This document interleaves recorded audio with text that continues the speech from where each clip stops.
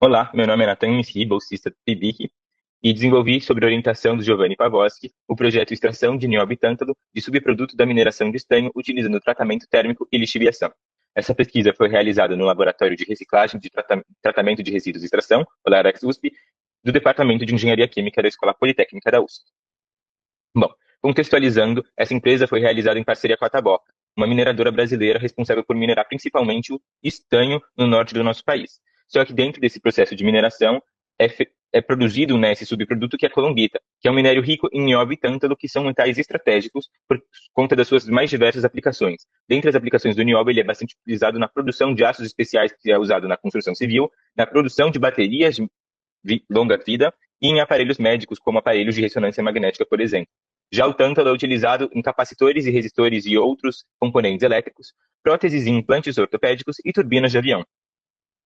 Então, o objetivo desse estudo é estudar e comparar diferentes tratamentos térmicos para obtenção de nióbio e tântalo a partir da colombita. Então, para isso foram estudados 4 diferentes tratamentos térmicos, sendo eles o tratamento de bisulfato de potássio com posterior lixiviação em ácido clorídrico, o de oxalato de sódio com posterior lixiviação em água, o de soda cáustica com posterior lixiviação em ácido oxálico e o de soda cáustica com a lixiviação em ácido fosfórico.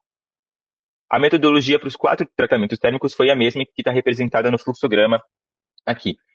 Primeiro foi realizado o tratamento térmico da colombita com reagente, seja ele o oxalato de sódio, bisulfato de potássio ou hidróxido de sódio. E depois desse tratamento térmico, o material tratado foi lixiviado com água, né? Foi feita uma lavagem e esse material foi filtrado, a parte líquida foi diluída e analisada quantitativamente e a parte sólida, depois de seca, foi submetida à lixiviação ácida. E novamente o processo se repetiu. O produto dessa lixiviação, a parte líquida, foi diluída e analisada quantitativamente e a torta, depois de seca, foi pesada. Também foi realizada uma caracterização da colombita. A primeira fase de caracterização foi a difração de raio-x, em que 3 principais fases cristalinas foram identificadas, sendo elas a ferro-colombita, o silicato de ferro e um óxido de chumbo nióbio. Também foi feita uma análise granulométrica que indicou que a nossa amostra ela era heterogênea no tamanho de partícula, sendo o tamanho médio de partícula cerca de 88 micrômetros e que 90% das partículas estavam abaixo de 154 micrômetros. Também foi realizada a caracterização via análise química, em que a colombita foi aberta com tretaborato, foi digerida com HCl 37%, diluída com água deionizada e analisada segundo as curvas de calibração dos nossos metais de interesse, principalmente de nióbio e tântalo, cuja composição na colombita podem ser vistas na tabela do slide. Para fins didáticos, nessa apresentação eu vou focar no tratamento do ácido oxálico, mas que todos os tratamentos foram realizados da mesma maneira. Primeiro foi realizado um ensaio de tempo do ácido oxálico com ácido oxálico 0,2 molar por temperatura de 30 graus Celsius, razão sólido líquido 1:10, em que foram realizadas lixiviações em 15, 30, 45, 1 hora, 2 horas, 3 horas e 4 horas para analisar qual é o tempo ideal e concluiu-se que 2 horas de lixiviação era o tempo ideal. Então, primeiro foi realizada uma série de ensaios da colombita bruta, ainda sem tratamento térmico, variando agora a concentração molar do ácido, a razão sólido líquido e a temperatura de lixiviação, segundo a tabela mostrada no slide. Dessa primeira leva de ensaios, a gente concluiu que a temperatura tinha um grande fator na quantidade de material extraído, a concentração apresentou um certo comportamento, mas não algo que consideramos relevante, e a razão sólido líquido um comportamento quadrático. Depois foi realizado o tratamento térmico com hidróxido de sódio e, novamente, uma nova leva de ensaios, de 18 ensaios, variando os mesmos parâmetros anteriores.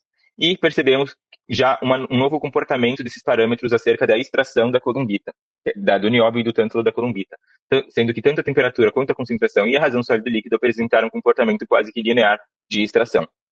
Aqui nessa tabela conseguimos comparar a quantidade dos nossos elementos de interesse extraídos sem tratamento e com tratamento, indicando um aumento médio de 460% a mais com tratamento. Podemos ver na nossa amostra 14, que eram as condições de temperatura de 60 graus, razão sólido líquido 1:15 e concentração molar 1 molar do ácido oxálico, podemos perceber o aumento na extração tanto de nióbio quanto de tântalo, sendo que a de tântalo passou os 90% de metal extraído.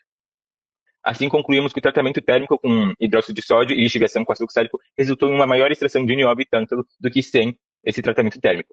E os demais tratamentos térmicos estudados, eles não apresentaram melhorias significativas na extração dos metais de interesse.